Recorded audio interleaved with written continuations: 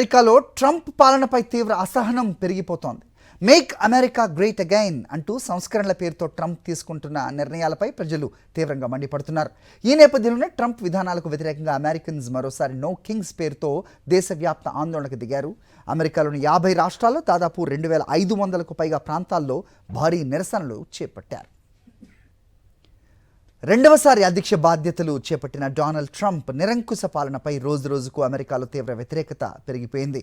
ఆయన సంస్కరణలు, వలస విధానాలు, భారీగా ఉద్యోగుల తొలగింపు వంటి చర్యలకు వ్యతిరేకంగా అమెరికన్స్ నిన్న దేశవ్యాప్తంగా నో కింగ్స్ పేరుతో భారీ ఆందోళన చేశారు.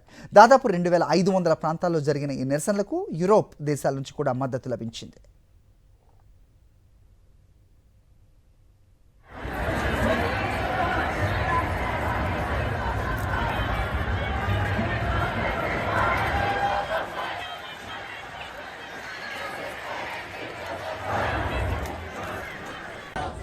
సిటిజన్షిప్, అలాగే ట్రాన్స్జెండర్ల రక్షణ, అక్రమ వలసలు ఇలాంటి కీలక అంశాలపై ట్రంప్ సర్కార్ తీసుకున్న నిర్ణయాలు తీవ్ర వివాదానికి కారణమయ్యాయి.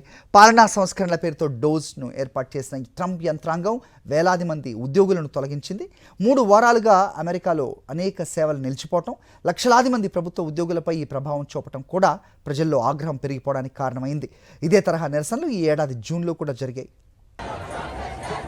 నిన్న జరిగిన నిరసనలో అమెరికా వ్యాప్తంగా 70 లక్షల మంది పాల్గొన్నారు. అయితే తాను రాజును కాను అంటూ ట్రంప్ తేల్చి చెబుతూ ఈ నిరసనలను కొట్టిపారేసినప్పటికీ అన్ని రాష్ట్రాల గవర్నర్లు మాత్రం అప్రమత్తమై ఎక్కడికక్కడ నో కింగ్స్ ర్యాలీని కంట్రోల్ చేయడానికి చూశారు.